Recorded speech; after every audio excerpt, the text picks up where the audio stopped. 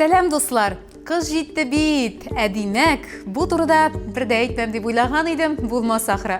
Яңа елны кайда каршылыйсын уйладыгызмы әле? Мәсәлән, мин үзем гаилә белән телевизор каршында голубой огонек карарга җыенам. Ә нәрсә? Каравы бушка бит. Ә менә анда катнашу өчен акча түләргә кирәк диләр.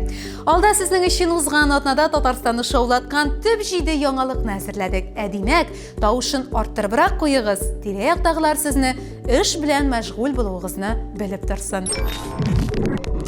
Эш димәктән, атна башында билгеле булганча, Казанда уртача хезмәт хакы 45299 сумга җиткән.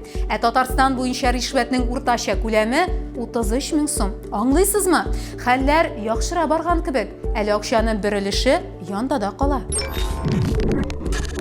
Бүген яхшы яңалыклар көне.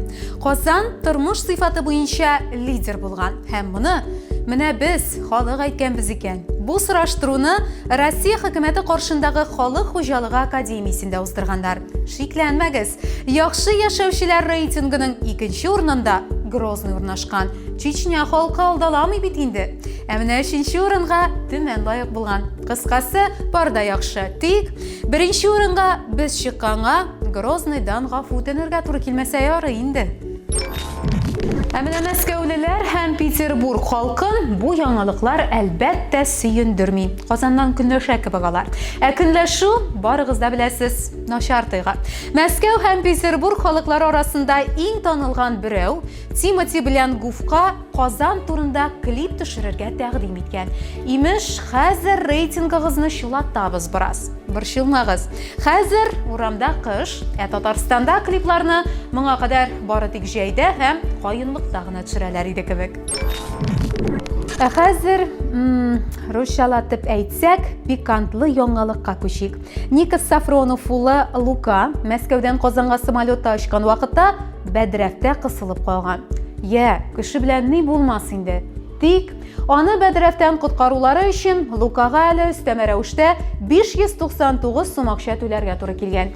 Рейсны бит Победа авиакомпаниясе башкарган. Ә анда һәр нәрсә өчен түләргә кирәк. Ярый, бераз гына арттырдым инде. 599 сум түгел, 399 сум түләгән ул. Белеп йөрегез. Казандагы каршеринг хезмәтеннән ничекләр генә көлмәделәр. Әмма хәзер сөйләнәсе хәл турында шәхсән мин беренче ишеттем. Безнең редакторлар социаль челтәрләрдә бер видеога тап булган бит әле. Яндекс Драйв фургонына табут тиеп торалар анда. Ә нәрсә? Яндекста кирәкнең барында табып була. Хәтта мәет өчен урынны да.